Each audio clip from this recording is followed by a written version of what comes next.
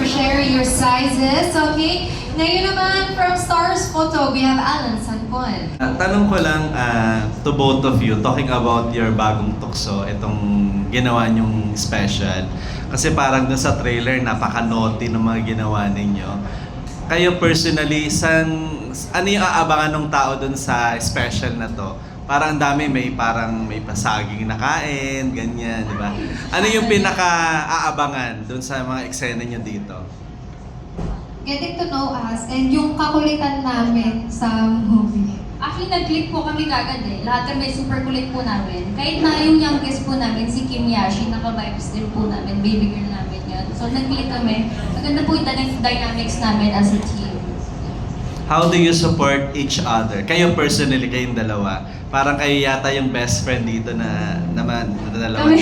Paano nyo sinuportan dahil first time nyo parehong Actually ginawa? po, nagkukwentuhan kami sa backstage na kaming dalawa lang. Parehas po kasi kaming introvert. Tapos sabi namin, galingan na lang natin. Sabi namin, paano natin ito sasagutin? Si ano po kasi, si Shannon, siya yung magaling sumagot. Kasi siya po yung beauty queen. Sabi, my God, wala si Shannon. Paano na to?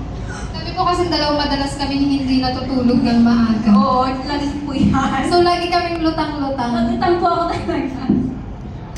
Pero ano yung mga kinabahan or parang natakot kayo na gawin, na parang na-challenge kayo na gawin na pinagawa sa inyo dito sa bagong tungso? Sa akin po yung ikis si Kim. Wait, kinis mo si Kim? Sa Dare. Wala, baka lutang na ako na. Yes. Yes? Si Angel, Wala po.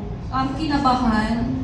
Wala po. Wala pong kabang nararamdaman. Wala, makapal Ganyan po ka mukha na. ko. Hindi, well, all fairness, I'm very in touch with my sensual side.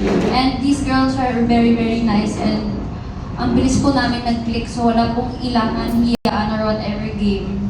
Game lang po. last na lang, dahil kayo yung best friend na dalawa, di ba? Si Angel, kasi parang palaban talaga. Si Akira medyo kabado pa, especially wala pa siyang moving na gagawa. How do you support si Akira, Angel, sa paggawa niyo? Actually, oh sorry. Yeah. To be honest po, I think on the inside, parang feeling ko si Akira ko eh. Parang medyo, I feel like this is just like a persona of mine pag nakaharap sa tao.